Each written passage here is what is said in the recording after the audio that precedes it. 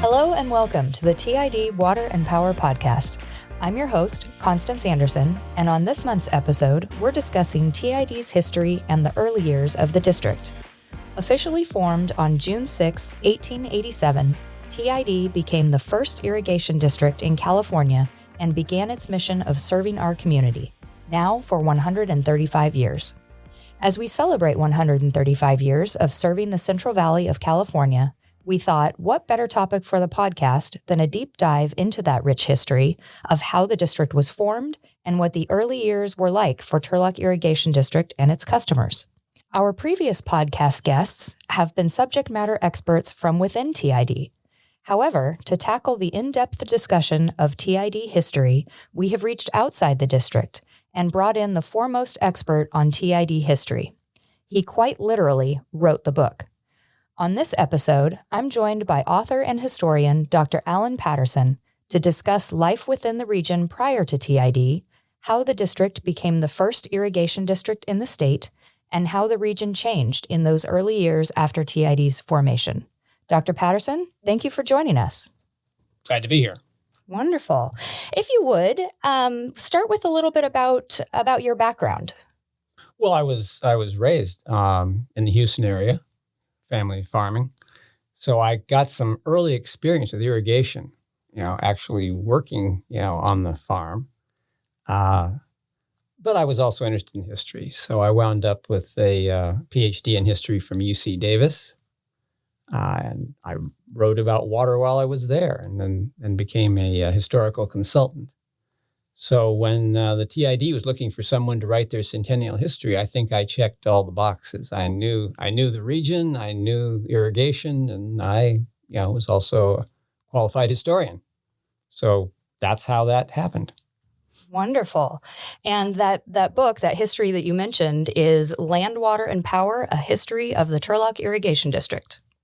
And we'll talk a little bit more about that as we get into the podcast. So let's start before the formation of the district. What was life like in the area before TID? Well, this was basically just open grassland. The only real forests were near the rivers. So the first settlers just moved through. Basically, the gold rush brought people through the area, not as much to the area.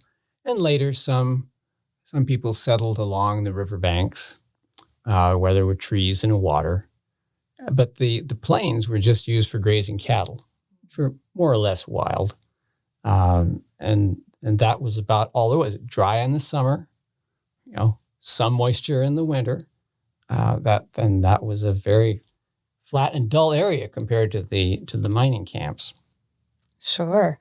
And it's interesting that you point out that the settlers who did come here were nearer to the river for access to water. All the resources. Right, were absolutely. At the river. And that was they were transportation arteries as well toward the gold country. Sure. So when did the area make the shift to farming?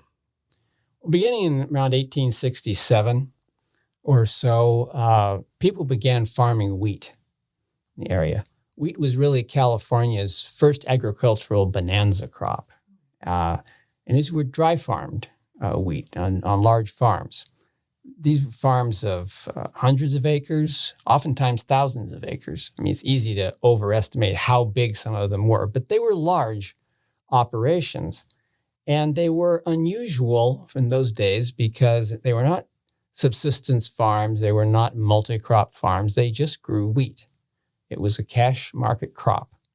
It was sold into the world trade, primarily to England, where it was transferred wherever it needed to be sold. So it was really a big business, and it was a different kind of farming. After the first rains in the fall had softened the soil, they would plow and plant the seed. And these were not little plows with one person walking behind them. They were called gang plows, where you had shallow plowing, but several furrows at once, and sometimes squadrons of these gang plows out across the land to quickly turn the soil and plant the seed. And then you just waited. You waited for the rains to mature it, And the next spring, maybe around June, it had dried out. It was ready for harvesting. And then again, the harvest was industrial scale, very fast. The sacks of grain were then hauled. Originally, they were hauled on to the rivers, put on boats and barges headed for the Bay Area and the export. Later, the railroad arrived. Railroad came through this area, the Turlock area, in 1871, which is the year that Turlock was founded on John Mitchell's land. And then it was, of course, shipped by rail. But that was what it looked like. It was essentially one vast wheat field with scattered houses, not very many houses, because remember, this was not an intensively farmed crop. It was very extensively farmed. All right. And again, as you said, completely dependent on the seasonality. If the rains fell, the rains fell. Yes, there was nothing that the farmers could do but wait. That's right. So then I imagine there were downsides to this process of farming being so closely tied to the weather patterns. It was tied to the weather patterns. It was also really an extractive process. I mean, without irrigation, nothing much could grow except dry farm grain. I mean, that's really about all you could grow. But that is an extractive kind of agriculture. You're mining the soil. Things come in, they don't go back. Things come out, they don't go back in. So I think that was an issue. Certainly the season, say the problems of rainfall. You know, if you didn't get enough, you didn't get the crop, or you didn't get as big a crop. Yeah, that was the issue. So, I mean, of course, would it be better if it was irrigated? I'm sure that some people thought of it. Probably came up every time there was a dry spell. Sure, that makes sense. So, given that there may have been these off discussions about irrigation, like you said, during some of these dry spells, what attempts were made to make irrigation happen in our region? Well, actually, interestingly enough, it wasn't hardly after people moved onto the plains and started farming wheat that there was a significant drought that ran in 1870, 1871. And in 1871, an outfit called the Tuolumne Water Company set up shop and offered to sell the farmers water. They had acquired some water rights at LaGrange and proposed to build canals on either side of the river. And they wanted to sell the water on long-term contracts, and emphasis on long-term because you needed to have some guarantee for people to fund this, that they're going to get income. One of the great worries, of course, when you're doing that is that the farmers will buy water when it's dry, and then when they get a nice rain, they say, well, don't need it anymore. Sure. And, you've still got to have money coming in. So the farmers didn't want the long-term contracts. They didn't like what they were being offered. And in December 1871, it rained. So, Problem solved. Problem solved, exactly. But the water company did build a dam at LaGrange. We say at LaGrange, it's actually just upstream from LaGrange, where there's a natural dam site where the bluffs come very close to one another, and the river kind of exits a canyon right there, and sometimes called the falls or rapids. And they built a 30-foot high timber dam at that site as sort of I guess to prove they actually meant it, but at the time it didn't have anything to do. Water just poured over it. Okay. After the building of the dam, and I'm sorry, who was it it was the Tuolumne Water Company? The Tuolumne Water Company constructed it. There were several partners in the Tuolumne Water Company. One of those partners, M.A. Wheaton, eventually bought out the others, and it became Wheaton's company. Okay. And that's why it was referred to as Wheaton's Dam. I have heard that name before, yes.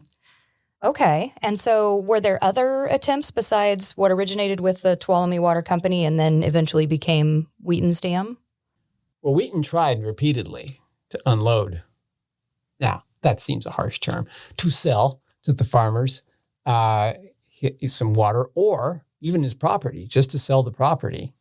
He offered at one point if they would organize a company to use it, he would sell it to them for what it cost him. At that point, he was probably fairly desperate to do something with it. And there were other schemes brought up at times that never went anywhere. Irrigation on the Tuolumne is going to be expensive. There are rivers further down the San Joaquin Valley, say in the Kings River or something like that actually come out of the mountains on, it's called an alluvial fan. They're not cut deeply into the ground. It's fairly easy to divert them by putting in low brush dams or small sandbag dams even. You can run water into a canal. The Tuolumne, however, after it leaves that canyon at LaGrange, runs between bluffs across the valley floor. So it's considerably below the level of the land that you'd be trying to irrigate. So you have to divert it far enough up the hill, like at LaGrange, to get it to flow by gravity down to the irrigable plains. So it was going to be more costly. There was no simple solution out there. And so the engineering is not that difficult, but the institutional problem is a big one. So you have the problem of how are you going to pay for it? You could have private, you could have public of various kinds. Some of these were proposed, dropped. They never had proper financing behind them.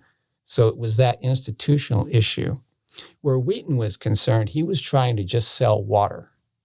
And it's very difficult to sell water disconnected from the land. A lot of the value of irrigation comes in the increased value of the land that is being irrigated. And Wheaton couldn't capitalize on that because everybody already bought the land. They were already farming it. So he was just trying to sell water. That worked very much against him. Okay. So when did things change then? When did the tide turn on bringing irrigation to the area? Well, in 1885, a group of farmers south of the Tuolumne, in the Turlock area, paid for new engineering surveys. These surveys covered the Merced River and the Tuolumne. It was possible to dam the Merced and run water into the Turlock Irrigation District, what it is today. But it'd come in at lower elevation, so it wouldn't irrigate as much land. Okay. It's a smaller property. Not as good an idea, really. And it was one of those things that while there was enthusiasm for the canal survey, they had trouble raising enough money to pay the surveyor. So the next year they tried again. They did some more surveys. And this time they hired an engineer from the Fresno area. Fresno had already begun irrigating in the 1870s. So they're more experience down there. And George Manuel came and did, again, some of the similar surveys. And he surveyed a general route from LaGrange down to the plains, gave an estimate of cost, which was way lowball. It was far too optimistic, but it enthused things. Now, at the same time, also about that same time, around 1886 or thereabouts, you start getting a different kind of push for irrigation across the region. Before, it was really a question of the farmers need water. The farmers will benefit if they can get the water. But this was a different kind of irrigation dream, irrigation crusade, whatever you want to call it. It was the idea that irrigation is a community benefit, not just a benefit to the farmers. That irrigation would mean, as it had in some other areas, it would mean smaller farms, more intensively farmed, be different crops, more valuable perhaps than what the wheat had been. More people, more population, more sales to the merchants, more chance to develop other industries. So it was everything together, a community development plan, if you will. It was not just an antidote to drought, but it was a whole new regional prosperity that they were selling. So that was a community benefit. And that kind of leads toward the idea of a community organization to provide that benefit. That makes sense. So how did, if they did, the community support this public project? Well, it seems like they got very enthused. very quickly on that. In the election of 1886, a young Modesto attorney by the name of C.C. Wright was elected to the assembly on a platform of irrigation, proposed legislation to promote irrigation. He easily won his election. His statements at the time were a little bit vague as to what he was going to do, but it quickly became obvious that what he had in mind, and he explained this later, was to create something along the lines of a county government, a government organization encompassing the entire community that would have the ability to finance and operate an irrigation system, a single-purpose governmental entity. So he got right to work in Sacramento in early 1887, drafted his bill. It absolutely sailed through the legislature. It got unanimous votes, in some cases, in the assembly, which is really strange. And irrigation, water in general, had always been a contentious issue in California. Sure. Always is a contentious issue in California. And it just sailed through. It was perfect. The governor signed it. Excitement reigned. Cannons boomed in Modesto. Huge, big deal. We have the Right Act. So it allowed for farmers or landowners to petition the county board of supervisors to form an irrigation district according to the various terms of the Right Act. And the petitions were very quickly circulated in the Turlock area. They got the requisite signatures, went to the board of supervisors, which held hearings and went over the possibilities and called an election. And that election then occurred on May 28th, 1887. And I think, again, it's important. It's a public vote. Mm-hmm. It's not just landowners voting. It's everybody voting. Everybody. There was not very many people in the area at the time, but the population voted on it, and it passed 291 to 73. Now, it needed a good-sized margin to win. It needed 2/3, and it got more than that. So it did well.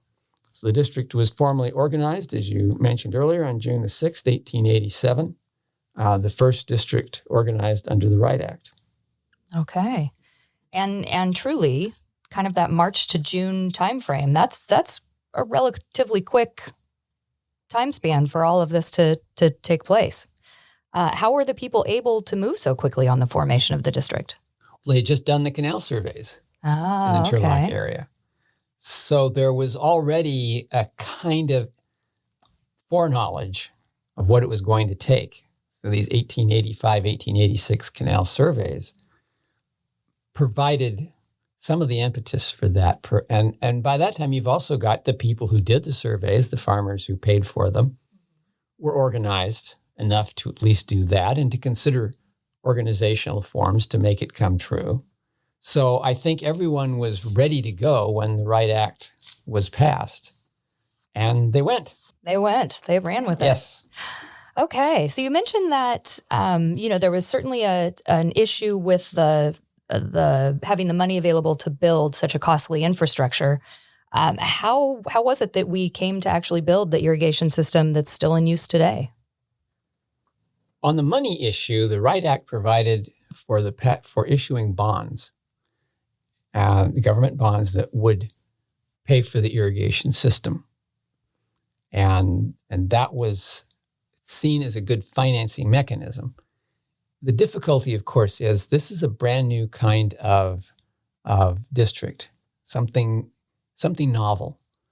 And so there was a question of how easy it would be to sell the bonds. Would people trust them? People trust that they would be repaid. There was a lot on the line.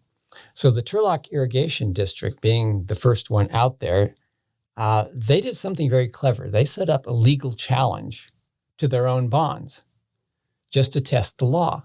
Interesting. And the way that worked was that they voted to approve. They got approval of the bonds, which they had to do.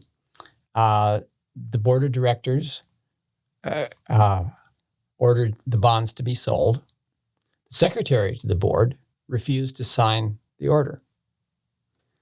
So the district sued its own secretary in order to validate the bonds, to order him to do it. So all of the questions, any doubts about the validity of the bonds, about the legality of the district, everything was therefore on the table and went before the courts.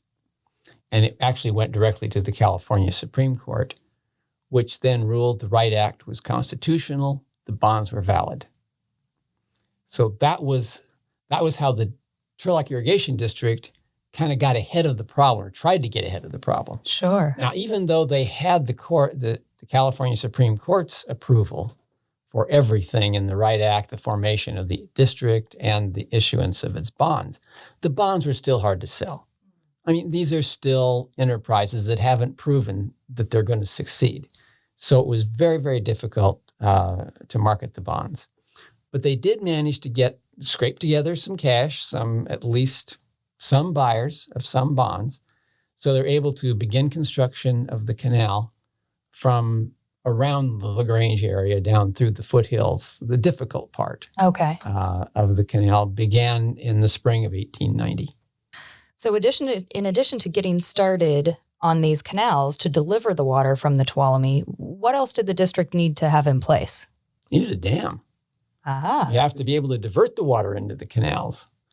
And here we go back to Wheaton and the Wheaton Dam in that nice little natural dam site, that close, narrow canyon above LaGrange. That was the perfect spot. Unfortunately, Wheaton was difficult to deal with. He wanted a lot of money. At one time in the 1870s, he had promised to sell his dam for not more than I paid for it. Well, now that the irrigation districts had been organized and had bonds, Wheaton decided his dam was worth a whole lot more. And his property and his water rights were really not worth very much because he'd never done anything with them. But still, Wheaton wanted a lot of money. And TID did negotiate with him. It was very difficult, and they could not reach an agreement. They solved the problem by purchasing 160 acres just upstream from the Wheaton Dam, which also had a dam site. Maybe not as great a dam site as the Wheaton's dam site, but it would work. And therefore, all the district needed from Wheaton was a right-of-way for its canal to cross his property, which, as I say, is the canyon wall, basically. To get through there was all that TID would need. And they filed condemnation suits in Stanislaus and Tuolumne counties, because the Wheaton Dam is kind of right on the county line, to condemn. And in both cases, fairly reasonable sums. The Stanislaus County, more attuned to irrigation, granted Wheaton almost nothing for the land it was almost vertical. Oh, wow. Tuolumne County was less enthused with irrigation, but still only gave Wheaton a small portion of what he thought that canal right-of-way was worth. So TID could move forward on its own. Meanwhile, Wheaton did a deal whereby he sold his dam and certain water rights to the Modesto Irrigation District, which had been organized only 1 month after TID in 1887. And so Modesto could build a dam there. And that's where things stood going into the summer of 1890. The two districts, however, started negotiating between themselves. And in August of 1890, they reached an agreement to buy out all of Wheaton's property, to combine their properties, and to build a joint dam to serve both sides of the Tuolumne River. And it's really hard to overestimate how important that 1890 agreement was between Turlock and Modesto. Everything that has come since in the development of the Tuolumne River began with the 1890 agreement. They agreed to share the land, they agreed to share the costs of the dam and its maintenance, and they agreed to share the water that would reach the dam in accordance to the acreage in each of the two districts. Now, since TID had more land and it covered a bigger area than Modesto, that meant TID would get a larger share of the water in proportion to its acreage, and it's a general proportion to its needs. And there was another clause that also divided any future development of the Tuolumne, gave each side the option to participate in that, which has been exercised as we've seen in the Don Pedro things. So it was a good deal for TID. Wheaton was out of the way. They were going to have a joint dam with Modesto. That part of the future was secured. It was an excellent deal, actually, for both districts. Great. Yeah, absolutely. That partnership is really the foundation of, as you mentioned, everything that's gone forward from that. Yes, it is. Very good. Okay, so going back to LaGrange Dam then, what can you tell us about LaGrange Dam? Well, the dam itself is constructed of what is called rubble masonry, which really means the core is just big, irregular boulders held together with concrete, cement in there. So you cement this core, and then the outsides are faced with rough-cut stones. So that makes it look neater. But the inside are these giant boulders held together with concrete. So it's really a solid structure. Now, all of the rock and gravel were quarried on the site, so you didn't have to bring all that stuff in. I mean, after all, it is a rocky canyon. Sure. And so they had all of that kind of thing. The contractor was responsible for doing all that work. The district supplied the cement. And because it is a narrow place, the cement warehouse was on the top of the bluff above, and the barrels of cement were hauled in from, wagon loads from the railroad at Waterford. So basically most stuff on site. One of the difficulties, of course, is working in a narrow canyon is the river is running through it. So most of the foundation work, all the foundation work, in fact, had to be done in the low water season, beginning in 1891. Where you clean out everything down to bedrock and then start building the dam from that solid base.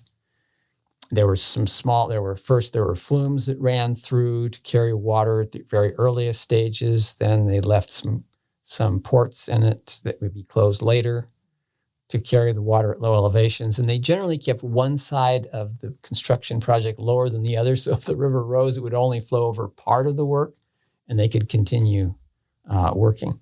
So, things slowed them down. Sometimes the river went over the whole thing, in the winters, and work had to cease until the summer season came up. The cement warehouse up on the top of the hill burned. Oh, my. One day, with a complete loss of virtually everything there. The cement had to be replaced, which was not a cheap item. And remember, the districts really haven't got any money here. They're trying to sell bonds that aren't worth hardly anything. But they managed to get through and got the cement, got the thing built. So it's important, to finish. It finished in December of 1893. Water went over the top of the finished dam at that time.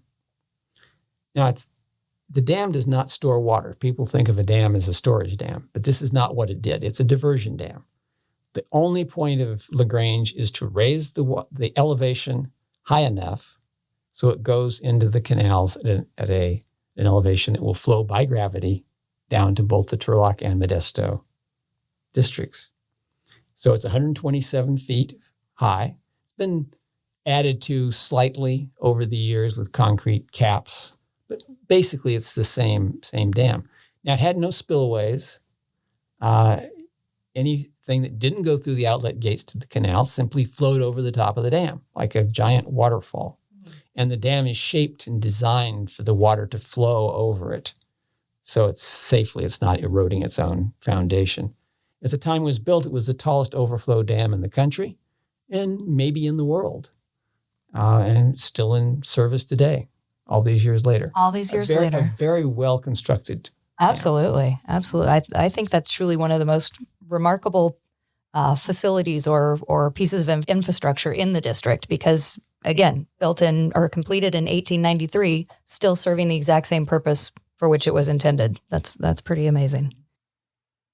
So after the formation of Turlock Irrigation District, did everybody in the region kind of get on board with this irrigation idea? Oh, no. There's always some people that don't like things. There was opposition at the time the district was formed. just wasn't enough to stop the formation of the district. There were people who objected to the cost. I mean, there's going to be taxes to pay with irrigation. Your land's going to be taxed. All land in the district is going to be taxed, now, whether irrigated or not, whether it was even a farm or not. All land was going to be taxed. People sometimes disliked that idea. Strangely enough, they didn't want to pay money. Some of them probably just liked the way things were. There were undoubtedly people who looked out across their thousands of acres of wheat and said, I like this. I don't need more people around me. I don't know what all the various reasons were, but there were always some kickers. But generally, it's like voting for the bonds. They passed easily. There was not a problem of getting people to vote for that. But there was always a few people that objected. Things got more serious, though, in 1893. Same time we're finishing LaGrange Dam, there was a national depression began. Financial panic of 1893 was an especially serious downturn. I mean, it was bad times everywhere. And it really hit the Turlock district hard because the wheat ground was playing out. Like I said before, it was an extractive form of agriculture. Year after year after year of the same crop, mining the soil. It soon got to be you couldn't grow a crop every year. Maybe you had to fallow it occasionally. The wheat market was not what it had been. Wheat was being grown in other parts of the world that were just as competitive or better than California. So the local farmers, they grew wheat yet, but they also started growing feed grains, lower value crops. So you have a depression. The area itself is running on hard times. People were moving away. The Turlock Irrigation District, this whole area, was losing population. I mean, there weren't very many people to begin with, but they were losing some of what there were. There were fires in the city of Turlock, burned some of the buildings, which weren't even rebuilt in the 1890s. It was a bad time, a hard time everywhere. And that meant that people also didn't or couldn't pay their irrigation taxes. The anti-irrigationists, that's what they were referred to, the anti-irrigationists. Okay. Which I guess made the other guys the irrigationists. They began filing were called injunction suits, legal actions to stop the collection of the district's taxes. And these became an annual event. And at first, it was just the anti-irrigationists doing them.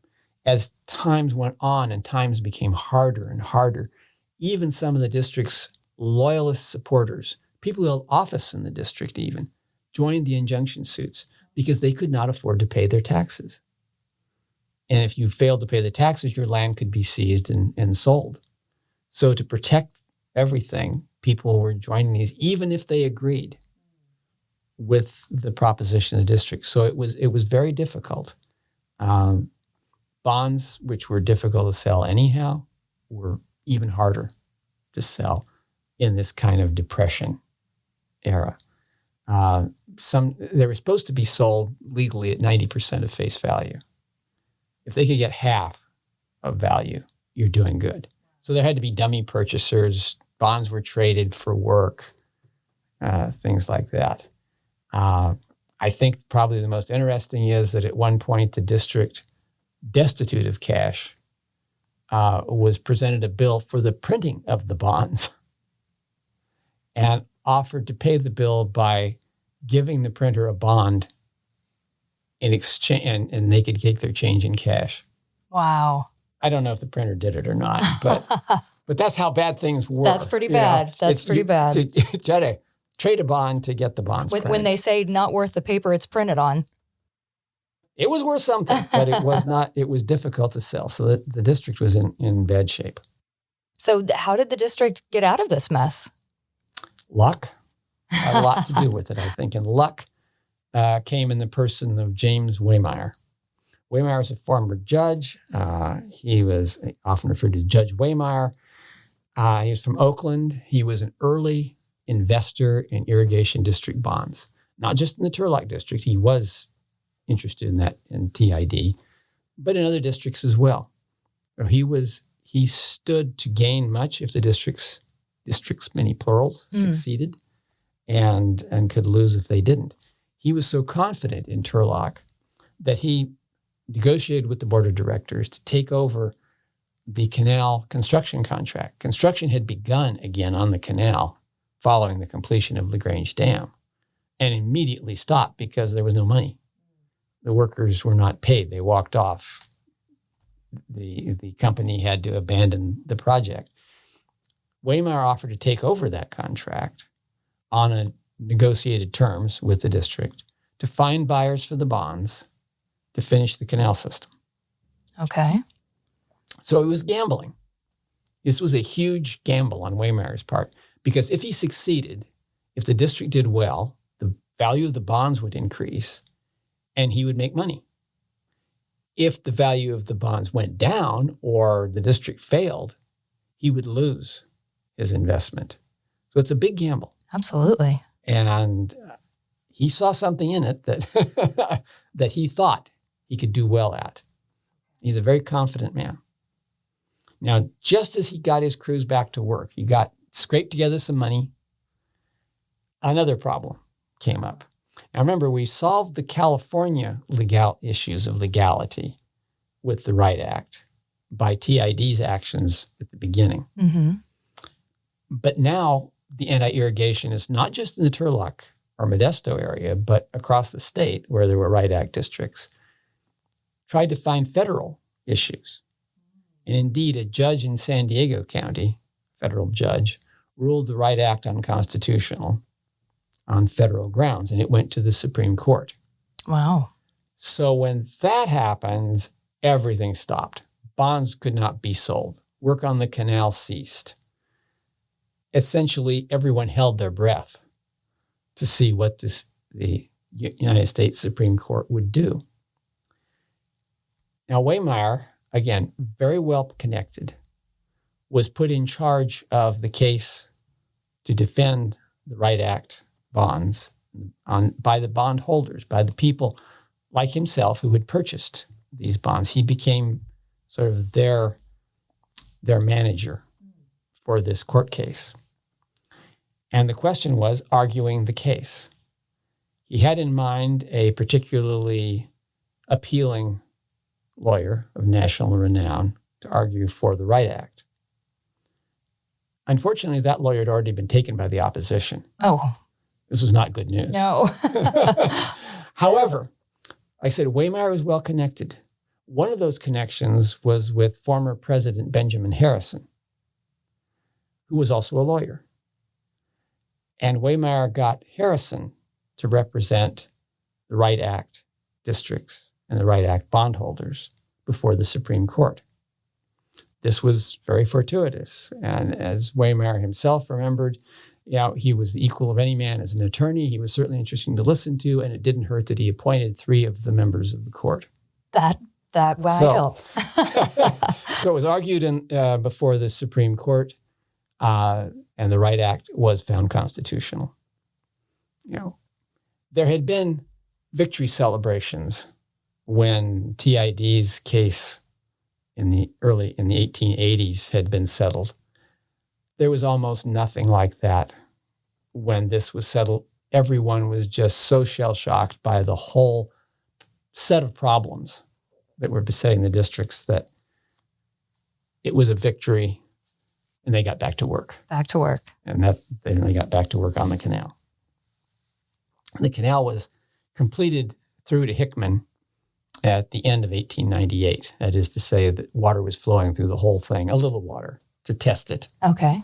And spilling out across the open ground somewhere near Hickman. And that got the construction down to the valley floor, where it's certainly easier than dealing with the foothills. Absolutely. Where you've got you've got gullies and cuts and snaking around things. So in 1889 and 1900, the local farmers were able to join the construction crews using their scrapers, their horses and teams, along with contractors' equipment to dig the canals and laterals that ran out through the district. Now, Waymire ran out of money during this last push. It was always difficult for him to get money. I mean, he was scraping together dollars here and there. There many stories told about how he did it, and probably didn't scratch the surface of the difficulties that he had in turning these bonds, which were difficult to sell even after everybody said they were legal, into cash to pay the construction crews. So he ran out of money. He'd already mortgaged his house in Oakland. Years later, after the turn of the century, he was evicted from that house. Oh, my. Put out on the street. The gamble succeeded for the district. TID got its canals. Waymire became a casualty. Wow. And truly, the district wouldn't be what it is today without his sacrifice. Certainly, it wouldn't have been done as quickly. Absolutely. His persistence speeded it up materially. Interesting. Okay, so as you mentioned, we've got water that's sort of trickling in now to the valley floor. When did irrigation actually begin? Well, the first known irrigation, March 16th, 1900, when a guy named Henry Stirring became the first farmer to irrigate. He put the water on a parcel of corn. This was irrigated out of a lateral that runs along what is now Hatch Road. Okay. And people came out to see this amazing sight of irrigation. There's water. It's in the canal. It's running. Now, the canal system was still being completed in 1900. So irrigation was sort of, whenever it was there, people could take it if they had their land ready. Okay. So there wasn't a lot of land that was ready. Nobody knows how much was actually irrigated. I don't know if Stirring got a second irrigation on his farm. Who knows? The big deal was it had started, and it was available as the laterals across the district were finished and people could get their land leveled up enough to irrigate. So the first real irrigation season was in 1901. Okay. So the water is here. What happens next? Well, now in the imagination of all the people who had promoted irrigation, beginning in that irrigation crusade in the 1880s that got Wright elected to the assembly, you'd have small farms, and you'd have many diverse crops. Well, it didn't happen automatically, and it didn't happen overnight, but it did start happening. Okay. So one question you'd have is, well, why wouldn't the big farmers just go ahead and irrigate big farms? Well, it wasn't going to be that easy. It takes money to irrigate. You have to get the land leveled enough. You have to dig your ditches. You have to there's labor to irrigate. So there were many cases where large farms were irrigated in California in the 19th century, early 20th century. Certainly that was not an impediment, but these are broke farmers. We have worn out grain land. They don't have any money. The best thing they can do is take advantage of the increased value of their land and sell it. And so they did begin selling it. You have almost immediately, you have ads appearing for land in the Turlock Irrigation District from some of these farmers. The Whitmore family, C.N. Whitmore, was an active supporter of irrigation, founder of Ceres, and was selling his land and advertising it. Okay. And there were others. And of course, when you're advertising what will be, not what is. Like I said, these were old wheat fields. They didn't look like much. Wasn't much there. So potential buyers were shown pictures of irrigated areas elsewhere in the San Joaquin Valley, maybe in Southern California. Had become prosperous. Said, this is your future. And you use that to sell the land. The Modesto Irrigation District finished its canals at the end of 1903, and so began to irrigate in 1904. And in the spring of 1904, they held a huge irrigation jubilee, a big multi-day party in Modesto that brought people from all over the state. There were speeches and goings-on, and there was a working model of LaGrange Dam, and there's all kinds of things. And there were especially excursion trains were run so that people could could go down past the Tuolumne and take a look at the Turlock district as well. So between the promotion from the real estate developers, the landowners, the irrigation jubilee, you've got this big push to sell land. So that was the beginnings. That's a heck of a marketing plan. It is a marketing plan. Small farms, were beginning to be developed in the Turlock area. These are sometimes as small as 20, 40 acres. 40 acres was common. Mm-hmm. And everything else around, some smaller, some larger, depending on the particular tract that was being subdivided. And this didn't happen right away. It takes time to bring people in to develop the ditches and so forth. So you had some were developed as colonies. For example, the Hillmar colony was one of the first. It was developed on some of the Mitchell land to the south and west of Turlock. Became the town of Hillmar. And they advertised and brought in people, many of them from the Midwest. Many were farmers there who became irrigation farmers. Again, they probably had lost some of their land or became tenants in that Great Depression that began in 1893. Here's a chance to get in on the ground floor, really on the ground floor of irrigated agriculture in the Turlock area. And there were others like that. And so you had town promoters. Denair was a promotion. Hiram Hewson was an anti-irrigationist. He fought irrigation every step of the way and then sold his land, I'm sure for a hefty markup, to the Houston Town Company to develop the town of Houston and sell the surrounding farmland. Oh, interesting. And so you get new towns, you get all kinds of new business, you get small farms. This is exactly what was promised in the 1880s. That whole community atmosphere. The community atmosphere and development. And these were people who overcame their obstacles. And there were obstacles. I mean, this is new ground.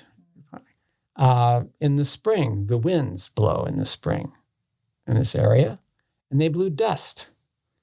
You cultivate the fields for the first time, and there's a lot of dust. Sure. So dust storms became a serious issue. And some of the real estate people were very concerned that their prospective buyers would come and couldn't see anything for the dust storm.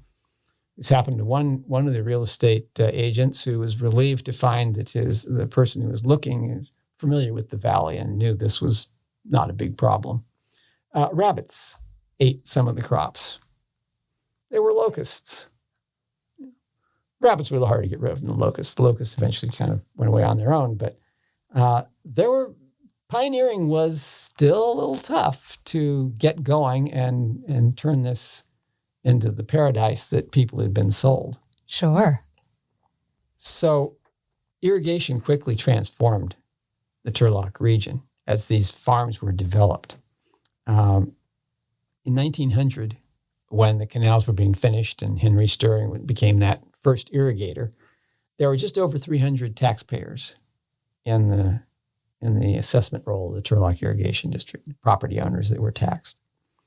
10 years later, there were 2,000, and the numbers kept accelerating. The development took a couple of decades. Okay, so now we have these, a lot of these parcels are much smaller. And of course, with the addition of irrigation water, that opens up new opportunity. What crops did the early farmers plant? In the first couple of years, the answer was alfalfa. Almost universally, it was alfalfa. It was a great pioneer crop. It could be seeded relatively inexpensively. It was semi-permanent. It required irrigation, did very well in the area, and it supported what was becoming an important dairying area. The dairy industry in Northern California was moving from the coast into the valley during those exact years in the early part of the 20th century. So you had creameries developing. Farmers sold the cream for processing. The skim milk was fed to hogs. That became another thing you could market. So alfalfa was this great beginning. And also then there was some grain. It was irrigated grain, livestock feed. Some, could be for dairy, some for the horses that they needed. Beans were sometimes farmed. Orchards and vineyards were planted. In the irrigation dream, the promoter's dream, orchards were always kind of the ultimate goal. You picture the beautiful orchards. And this is, however, permanent crops like that, they take more money to establish. Mm-hmm. They take longer before they bear. You get some cutting of alfalfa almost right away, but a fruit tree is going to take several years to mature to the point you're going to get a serious crop. So it took longer, but there were always, right from the beginning, there were orchards being planted. There were peaches and apricots, I think, were probably the most important of the tree crops. Around Ceres, they tried figs. So Smyrna figs became a crop for a while, at least, in the Ceres area. So all of this was important as you get a more diversified farm. And some of these farms were diversified. It may have started out with just alfalfa. Maybe then they get some of their own cows. And then maybe they plant a few acres of trees. So they have the mix of that permanent crop and those who diversified usually, did very well on that. But the most dramatic success stories, the ones that made the headlines really, were sweet potatoes and melons. Sweet potatoes grew well in the sandier soils in the district. So we're talking, south of Turlock a lot, Hillmar area, and other parts of the district. But sweet potatoes were good. Melons were really good. I mean, melons took off. All kinds of melons, but basically cantaloupes and watermelons were the big ones.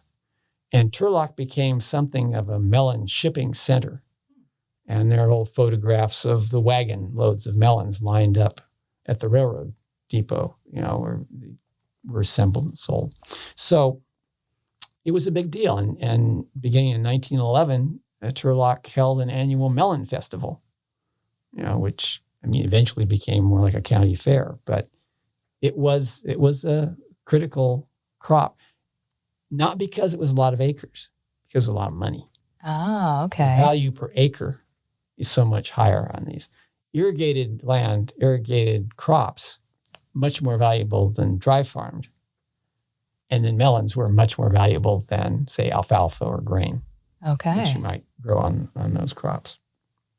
Okay, so we're celebrating the successes of these diversified crops. We're seeing a lot more production in the area. But what challenges did TID still have to face? Well, the district itself had a good many challenges. This was a tough time just to get the canals built. And remember, they were out of money virtually on a permanent basis. Well, they had to get their financial house in order first. Remember, we still got the injunction suits holding up tax collection, which meant that without taxes, you couldn't pay the interest on the bonds. So you couldn't have operating funds. It was a hand-to-mouth sort of thing. So they began to unwind the injunction suits and then to push harder to get people to pay their taxes. Some of those who had not paid their taxes, the district made them an offer of very limited penalties, to get them to pay, on the threat that if you don't pay us now and we, unravel all this legal stuff, then you'll have to pay more penalties. So they did start collecting money. Again, they got the tax collection finally on a reasonable basis, and they settled with the bondholders. Remember, the bondholders haven't been paid because taxes haven't been able to be collected. Right. And these district bonds had not been worth a lot. So they were able to refund the bonds. That is, the bondholders agreed to take the old bonds back and receive new ones from the district, at a slightly lower interest rate and a longer term. So it was good for the bondholders they got a settlement and they started getting paid regularly, the district got a little bit better financing deal. And so that settled, gradually, took some years. That settled the financial problem. But the district had to figure out how to operate the system. It's one thing to build canals. It's another to run the water through them. And remember, this is a cash-strapped district. The board of directors was very cautious about spending money. So the ditch tenders were operating really kind of just by guessing how much water they were running in the canals. Deliveries were therefore not uniform. There were complaints from the irrigators. And of course, the irrigators themselves probably came at it with the higher expectations of service than anybody could deliver, and certainly not the district in the state that it was in at the beginning. It had no office. The canal superintendent operated out of a harness room. The ditch tenders occasionally didn't get paid and stopped work, which took the water out of the canal system for a day or two at a time. So there were some difficult moments. Some growing pains. Some growing pains showed up. And of course, there was some agitation, from some of the local people, hey, you guys need to do better. So there was a kind of, I'd call it a low boil of turmoil going on for that first 10, 12 years or so, where they're just getting everything started. Pioneering days were tough for the farmers and tough for the district in that. And at the same time, one of the things of better service is to improve the reliability and the capacity of the canal system. And that was in a couple of different ways. First, you needed a few more canals. The original system of main canals and laterals that the district constructed didn't quite cover all the land that could be irrigated in the district. Most of it, not quite all of it. So there had to be additional laterals constructed. This was mainly in the southern part of the district. And by 1910, they constructed what's called the Highline Canal, which takes off from the main canal upstream from Hickman, still just at the very edge of the steeper foothills, and runs around toward the southwestern corner of TID, out toward below Hillmar. So, those kind of extensions of the canal system had to be run. And the main canal had to be improved. And the main canal is that section from LaGrange Dam down to Hickman, down to what they call the division gates at Hickman. So the difficulties there were the terrain. You had a lot of difficulties in getting the water across that rough country. So tunnels were there. Some of them had to be improved. The tunnel at the head of the canal, TID side of LaGrange Dam, is a solid bluff. It has a tunnel that was run through it to carry the canal. That had to be enlarged. They built where there were large gully ravines that had to be crossed in many cases. They used flumes. These are really canals on trestles, if you will, big bridges that were built across these ravines. And these tall wooden flumes were really not that good. Wood decays. Sure. So they barely got irrigation started, and one of the flumes collapsed. There was word that it might have been dynamited. The board offered a reward. No one ever claimed it because they probably just got rotten timbers and the thing fell down on its own accord. There was never any evidence of that, but there were suspicious minds. So to solve these problems, first they rebuilt a lot of those flumes solider, better than they'd been in the 1890s when stuff was whatever you could put together fast. Sure. That was one improvement. Eventually, they did what were called hydraulic fills. That is, they basically filled the flume, filled that trestle with dirt. It became encased in a new mountain of its own, with the canal, a concrete canal this time, running on top.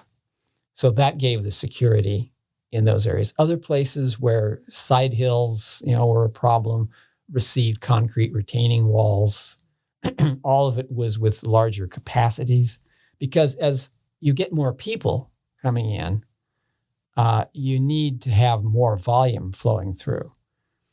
Originally, they thought small, we don't need that much water. Well, you did need water. You needed more of it.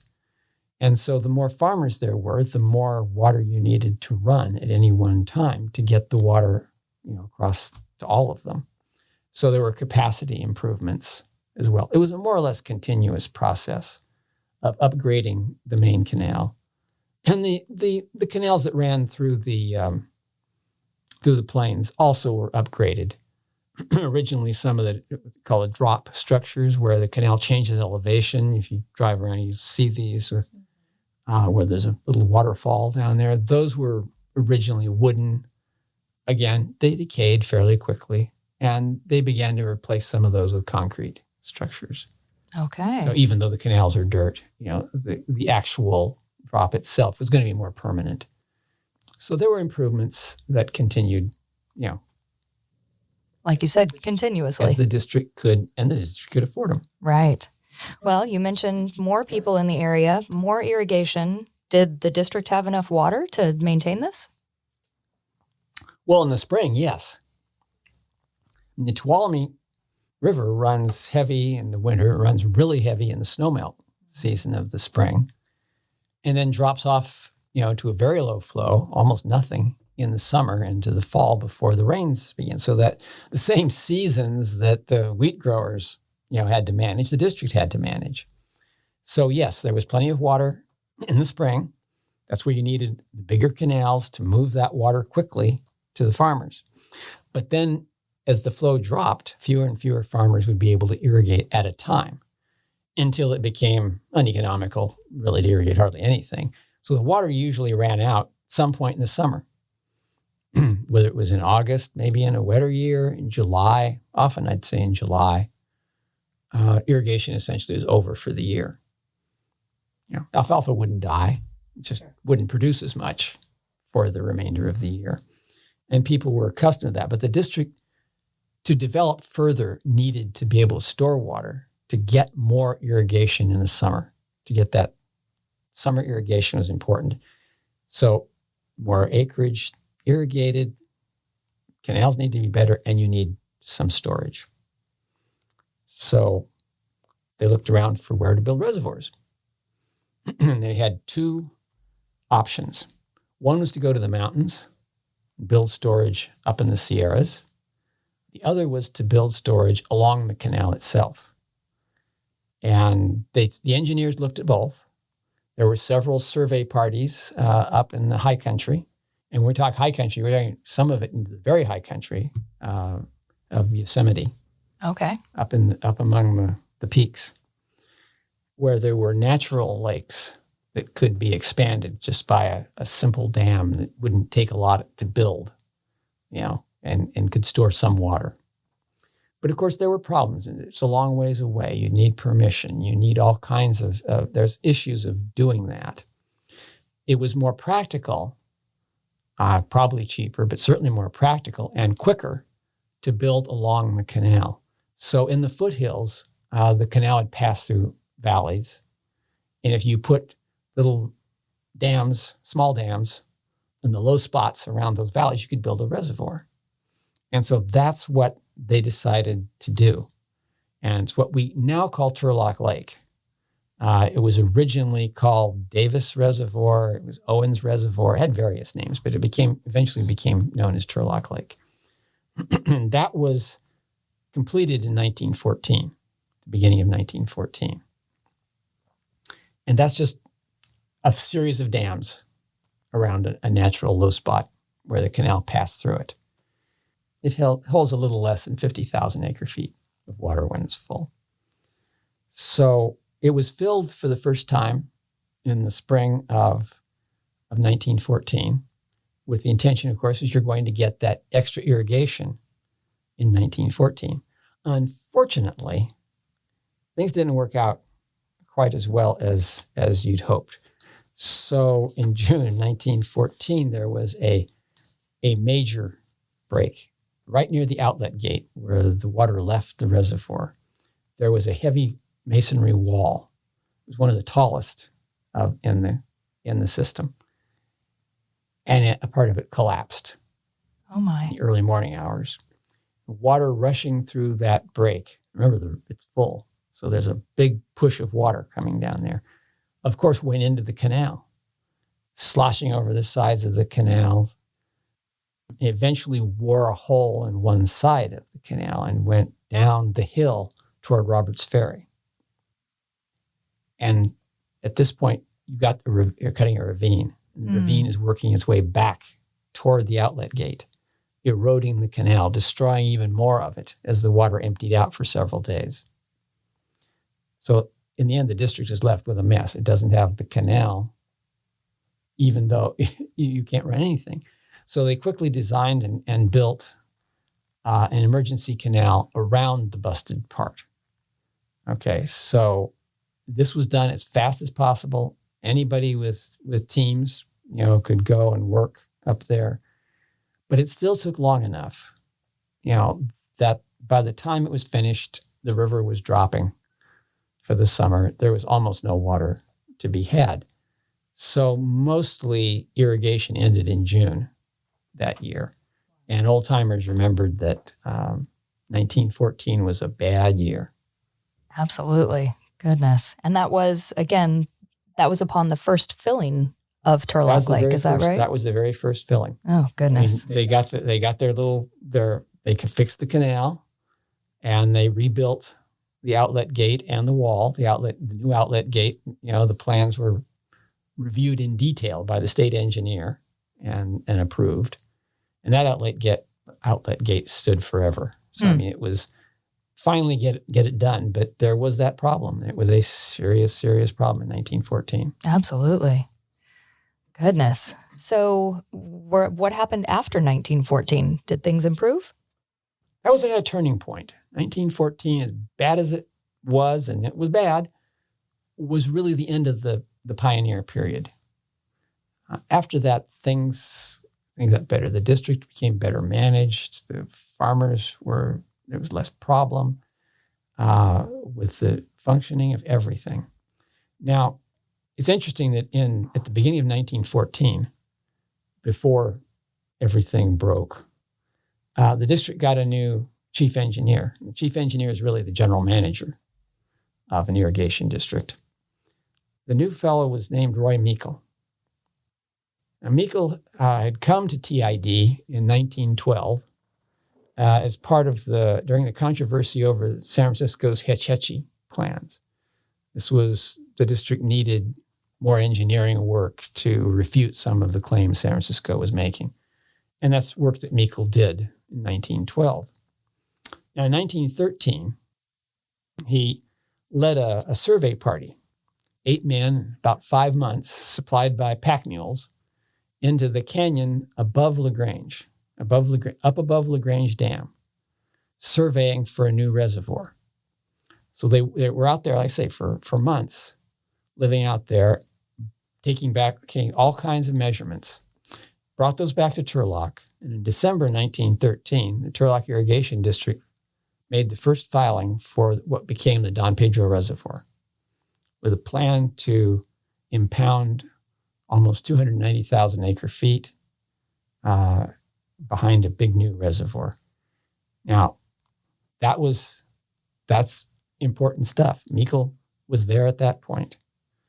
10 years after the survey, in 1923, Don Pedro was finished. At that point, Meikle was chief engineer for the construction of the dam, as well as chief engineer for the Turlock Irrigation District. And TID, of course, entered the electric power business from the turbines at Don Pedro. And that is very close to getting us to where the district wound up today. Amazing. It's really incredible that a huge amount of effort and progress that in a relatively short amount of time completely transformed our region into a thriving agricultural area, providing food for our community and the world. But we know that's just the beginning, right? For those who are interested in diving deeper or continuing your education of TID history, we have a limited number of Land, Water, and Power, the History of Turlock Irrigation District books available, and we'll include contact information in our show notes if you would be interested in securing a copy for yourself. Dr. Paterson, thank you for helping us showcase this early part of TID's 135-year history. Next year marks our 100th year of providing electricity, and we know there is much more of TID's history to share. We hope that you will join us for a future podcast episode so that we can continue our discussion. Thank you. Thank you for tuning in to the TID Water and Power Podcast. You can find TID on Facebook at facebook.com/TurlockID, on Instagram and Twitter at TurlockID, and on LinkedIn as the Turlock Irrigation District. I'm your host, Constance Anderson. We'll see you again next time.